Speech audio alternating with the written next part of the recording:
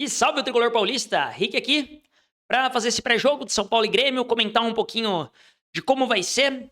São Paulo enfrenta o Grêmio lá na Arena do Grêmio, né? Amanhã às 19 horas. Estou gravando esse vídeo numa quarta-feira, então São Paulo joga quinta às 19 horas, lá na Arena do Grêmio, jogo fora de casa. Transmissão desse jogo na Sport TV e no Premiere, então duas opções aí para ver. Premiere é a opção paga ali da Globo e a Sport TV, TV por assinatura. Quem vai apitar é o David Oliveira Lacerda, o árbitro da partida. Honestamente, não conheço o árbitro. Novamente, sempre falo isso aqui, mas árbitro bom é árbitro que não compromete. Esperamos que dessa vez, né, o árbitro não prejudique, não beneficie nenhuma das equipes. O Grêmio vem no final de semana, de um pênalti bizarríssimo, né? Foi marcado, e o São Paulo, né, tem ali da atuação do Ramon Abate-Abel. Então esperamos que o árbitro faça uma partida sólida, que não prejudique nem beneficie nenhuma das partidas, que novamente, o árbitro ele tem que ser um mero coadjuvante de um jogo de futebol. Falando um pouquinho do Grêmio, né, desse adversário que a gente vai enfrentar. O São Paulo, o Grêmio ele tá em 13º colocado, né, na tabela do Brasileirão. Ele tá com 5 pontos atrás do São Paulo, tá com 33 pontos na tabela nessa 13ª colocação. E vem aí de 2 jogos sem vitória, né? Acabou perdendo no último jogo por conta desse pênalti que foi um absurdo, né? A mão do cara tá colada no corpo e o juiz dá pênalti, o VAR chama, né? Bizarríssimo, que foi essa derrota pro Bragantino, no caso. Vem de 2 jogos sem ganhar. E somando todas as competições, né? Desde a pausa lá pra Copa do Mundo de Clubes, o Grêmio ganhou só 4 jogos. 4 jogos desde a pausa que teve ali em junho/julho, lá naquela época, né? De julho pra cá, de 12 de julho, se não me engano, que voltou as competições. De 12 de julho pra cá, a gente já tá em outubro, o Grêmio ganhou 4 partidas. 4 partidas, cara. Não é possível que o São Paulo vai aprontar. Basicamente, são 4 partidas nos últimos 4 meses. E os caras, assim, não é possível que o São Paulo não vai, né, jogar bem. Vai jogar igual fez contra o Ceará. O Ceará também só tinha 3 vitórias e conseguiu ganhar a 4ª, desde a mesma pausa. O Grêmio vem numa fase muito ruim, né? Apesar de ter se afastado um pouquinho da zona de rebaixamento. Porque se afastar da zona de rebaixamento, você empata um outro jogo, ganha um outro jogo, você já dá uma afastada. E o Grêmio, querendo ou não, em setembro conseguiu 2 vitórias importantes, né? Dessas 4, 2 foram em setembro. E ainda mais uns empates, conseguiu sair ali da zona mais perigosa. Mas na minha concepção é uma partida, né, que se o São Paulo quiser brigar de fato por G6, até por G4, né, G6, G4, G5, G7, G8, enfim, a gente não sabe como é que vai ficar isso no fim das contas, mas se a gente quiser brigar nesse instante por G6 ou por G4, é muito importante essa partida. Não parece tanto, mas o São Paulo, que tá ali na 8ª colocação hoje, com o mesmo número de pontos do Fluminense, o Grêmio tá só 5 do São Paulo. Então, se o São Paulo ganha, né? O São Paulo se afasta ainda mais dessa zona de meio de tabela e para baixo e tenta aproximar ali dos colocados acima, né?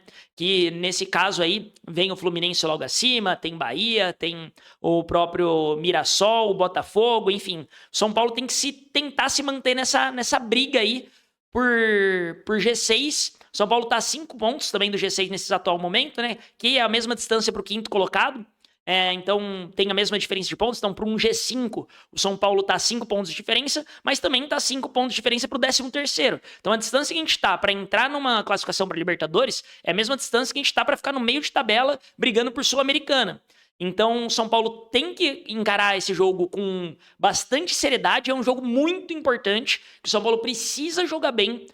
Não acho o empate todo ruim como resultado, mas o Grêmio não vem numa excelente fase, né? Então seria um jogo que, pra mim, essa sequência de 3 jogos que o São Paulo vai ter aí, né? São jogos muito, muito, muito importantes pro São Paulo seguir nessa briga, né, por G6. Então vai ser muito importante o São Paulo se ganhar, tentar uma vitória, por mais que seja fora de casa, tentar essa vitória contra o Grêmio amanhã às 19 horas.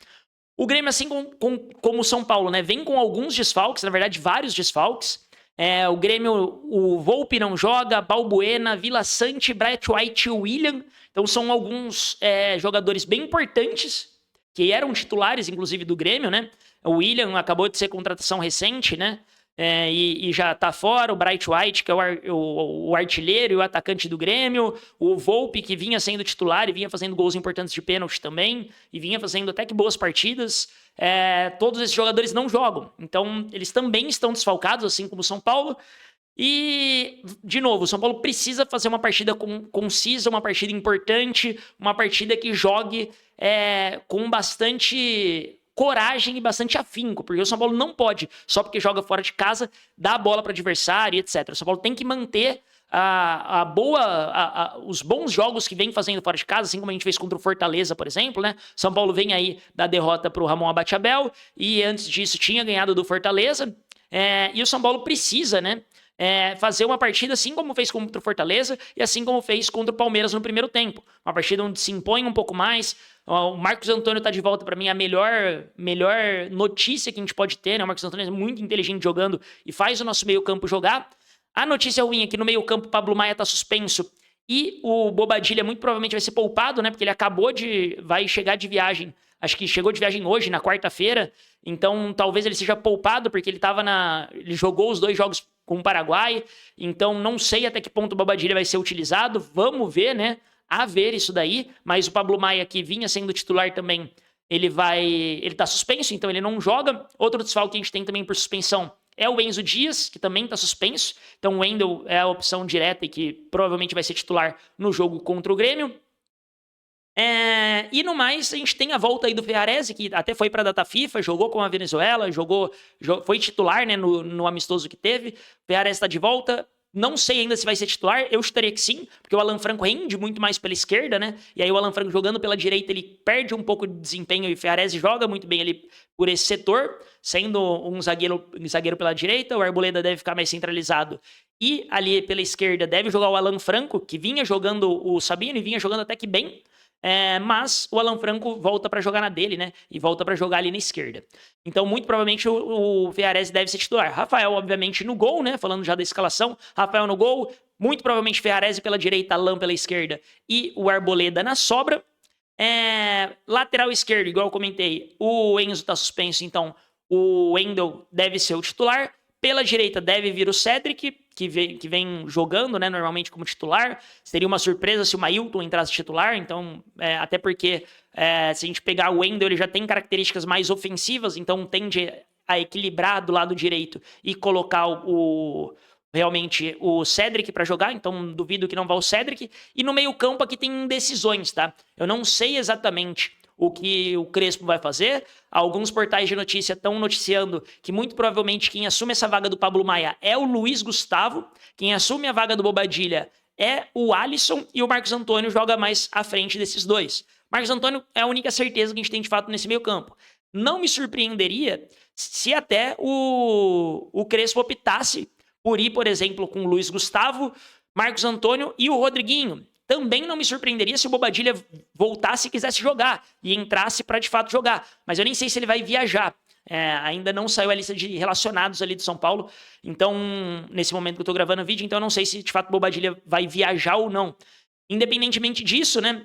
Esse meio-campo pode vir Alisson, Marcos Antônio e o Rodriguinho, pode vir Luiz Gustavo, Marcos Antônio e Rodriguinho. Marcos Antônio é a única certeza. Pode vir com o Luiz Gustavo, Alisson, pode vir o Bobadilla, aparecer um Luiz Gustavo, Bobadilla e Marcos Antônio. Enfim, não dá pra gente cravar esse meio campo com toda certeza, assim como eu também não cravo o ataque, tá? Tem muitos portais de notícia também noticiando que a dupla de ataque vai ser Tapia e Luciano, porém o Lucas tá de volta. Eu acho que o Lucas agora vai estar já com mais ritmo, né? Já a lesão já de fato passou, ele não tá mais no esforço ou no sacrifício, já é de fato uma certeza que o Lucas tá bem novamente. E o Lucas pode assumir a posição tanto do Luciano quanto do Tapia, né? O Lucas pode fazer esse falso 9 e alternar ali com o Luciano quem faz esse falso 9, como pode entrar com o Tapia e fazer esse segundo atacante que o Luciano vem fazendo. E também pode, obviamente, entrar o Tapia e o Luciano. Então, na minha cabeça, os 3 zagueiros, para mim, a parte mais certa ali do time deve vir de Ferrarese, não deve vir de Sabino.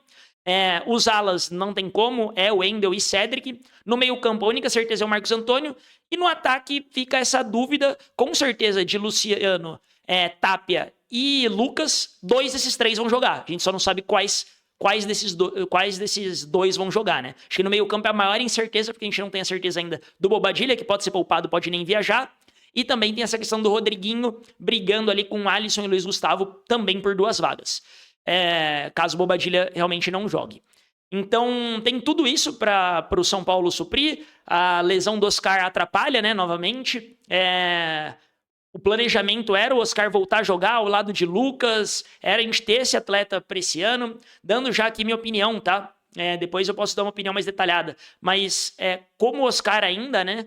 Ele veio da Superbet, ele veio com uma parceria da Superbet. A Superbet paga parte dos vencimentos do Oscar. Eu acho que o Oscar tem que permanecer para o ano que vem, por mais que ele tenha se machucado. O atleta não tem culpa, né, de se machucar.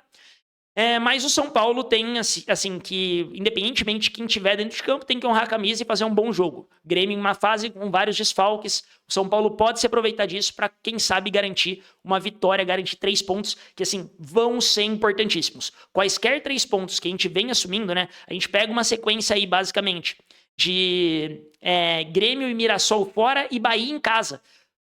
O Grêmio fora não é um confronto extremamente direto, mas é quase que um confronto direto, porque se o Grêmio ganha, fica só 2 pontos do São Paulo, então dá para se dizer até que é um confronto direto na parte do meio da tabela ali, enquanto que depois é Mirassol nessa briga potencial por G4 e G6, vem Bahia, que é briga também direta, então o São Paulo ganhando do Grêmio pega até moral para jogar contra o Mirassol, que é fora de casa, precisa fazer um bom jogo contra o Mirassol, enfim. Tem toda essa questão que eu acho que o São Paulo precisa fazer um bom jogo contra o Grêmio, mostrar futebol, e dos próximos 3 jogos, talvez, por incrível que pareça, seja o jogo mais fácil, que é esse jogo contra o Grêmio fora de casa, né? Então o São Paulo precisa, na minha concepção, se quiser seguir nessa briga por G6, se quiser seguir nessa briga por G4, o São Paulo precisa obrigatoriamente somar 3 pontos. São Paulo precisa somar 3 pontos. Esses 3 pontos vão ser muito importantes, porque o empate com o Mirassol fora já não é de todo ruim, e aí a gente ganha do Bahia em casa e fica ali com 7 pontos desses 3 jogos, que seria excelente, seria muito positivo. De 2 jogos fora, para mim o jogo contra o Grêmio é o jogo mais acessível. Então vamos ver o que acontece, né? A gente não pode deixar esse pelotão da frente descolar.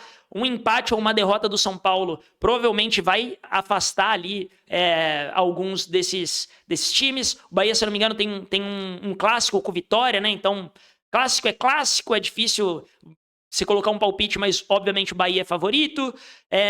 O Botafogo também, né? Tem um clássico contra o Flamengo, daqui a pouco, inclusive.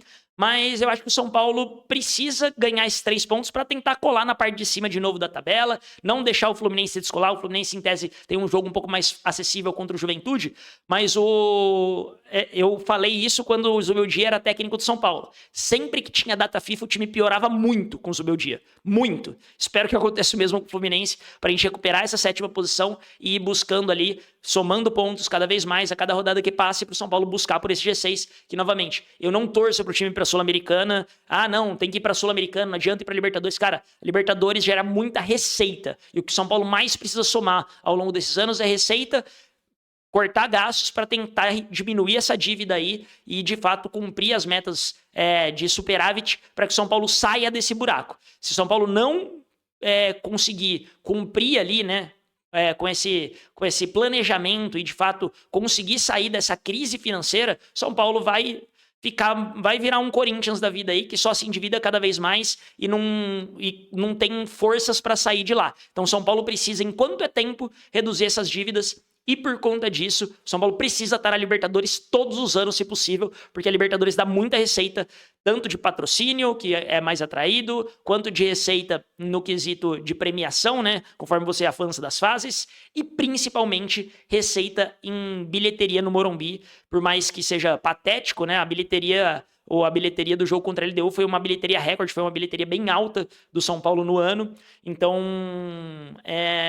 foi positivo no fim das contas em questão de bilheteria. Óbvio que o jogo foi uma vergonha, os atletas não corresponderam dentro de campo, mas foi uma bilheteria muito positiva para o São Paulo, que ajuda o São Paulo a sair dessa crise. Então, o São Paulo precisa estar na Libertadores no ano que vem. Tudo começa amanhã nesse jogo contra o Grêmio. Vamos ter alguns jogos em sequência aí, Grêmio e Mirassol, depois tem um descanso e pega o Bahia lá no sábado. A gente precisa somar pontos, cada vez mais pontos, para que a gente saia ali, saia dessa zona intermediária e brigue de fato na parte de cima da tabela.